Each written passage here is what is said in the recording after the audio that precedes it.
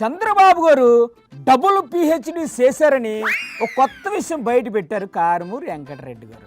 Appula Apparao sequel తీస్తే cinema super hit అవుతుందని పవన్ కళ్యాణ్ గారికి సలహా కూడా ఇచ్చారు. ఆ నమస్తాన్ గారు ఏంటండి విశేషాలు? చంద్రబాబు నాయుడు గారికి సహజంగానే నిజం మాట్లాడితే ఆయన తల వేయి మొక్కలైద్దని చెప్పి, అంటే ఆయన మాట్లాడే అన్ని నిజాలు కాదా? ఆయన సంపద సృష్టించడం వదిలేసి కొత్తగా అప్పుల్ని ఎలా సృష్టించాలి అనే దాని మీద మాత్రం డబుల్ పిహెచ్డి చేశాడని చెప్పొచ్చు. అసలు రఫ్ గా ఈ 18 నెలల కాలంలో ఎంత అప్పు చేసి ఉంటారు సార్? 2,80,000 కోట్లు దాదాపుగా 18.5 నెలల కాలంలో వీళ్ళు చేసినటువంటి అప్పు. అయ్యో బాబోయ్, జగన్మోహన్ రెడ్డి గారు చేసినటువంటి అప్పు కేవలం 3,32,000 కోట్లు.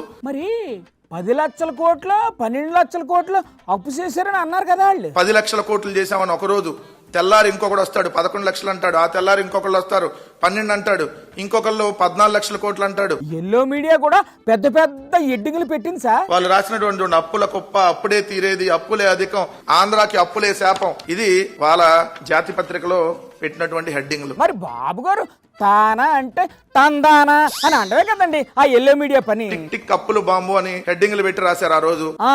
మరి ఇప్పుడు మరి ఏదైతే ఇప్పుడు అప్పులు తీసుకొని వస్తుంటే ఎక్కడికి పోయారు? ఇప్పుడు ఏమైనా చచ్చిపోయారా? బతికే ఉన్నారు కదా. బతికే ఉన్నారు సార్, కాకపోతే వాళ్ళకి ఏమి కనిపించు వినిపించు, అదే మ్యాజిక్.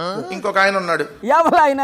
నేనేమో తక్కువ తిన్నానా అని చెప్పి పవన్ కళ్యాణ్ కూడా ఆయన వచ్చేసారు. ఆయన అయితే సినిమాటిక్ స్టైల్లో ఇదిగోండి అప్పుల రత్న అని జగన్మోహన్ రెడ్డి గారి మీద ఏదైతే ఆయన ట్వీట్లు పెట్టినటువంటిది. మరి అప్పట్లో ఆయన డెడికేషన్ డిటర్మినేషన్ అలా ఉండేది.